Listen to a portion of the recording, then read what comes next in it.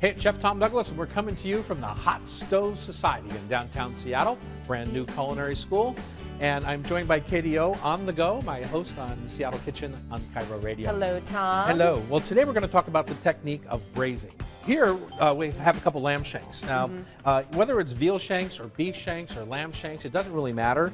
You still just want to kind of look through your product and make sure you're trimming any excess fat. You need some. One of the reasons you take it off now is that you're going to strain it off later. Okay, so Katie, take the shank, give it a nice flouring.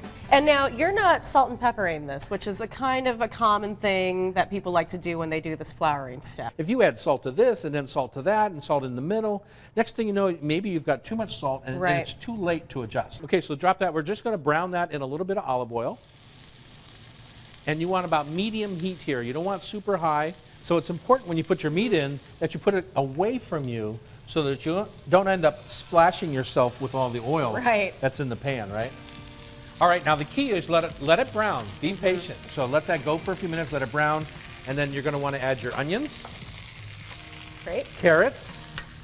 All of that's going to break down, and if it doesn't break as much as you want, you can always put a hand blender in there when the time comes. You want your vegetables to get a little touch in there. The braise is only as good as the meat and the wine that you use. People say, should I use really cheap wine for cooking? Choose a wine that you would drink. This is Columbia Crest. You can use any sort of good wine. I'm always using Washington. I got to say, we have the best wine, and then you want one for good measure, and then one for the cook. I was going to say some for the homies. Here we go. Now we're going to put it in the oven for about probably 3 hours. That's what braising's all about. And then at 325 degrees.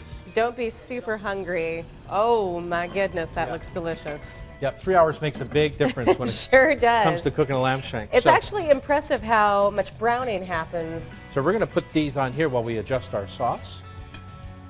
If you take the sauce and you put it into a clear pitcher or container, and let it set for maybe 5 minutes or 10 minutes. Then your fat will rise to the top and you can pour it off. And here we are, we're getting right down to it. So what we want to do now is we want to take our fresh thyme that was going to go in before and we want to add it now at the last minute. Okay, so you still get that bright, herby flavor. Little tips and tricks on braising from the Hot Stove Society. Tom Douglas and Katie O. See you next time on Evening Magazine.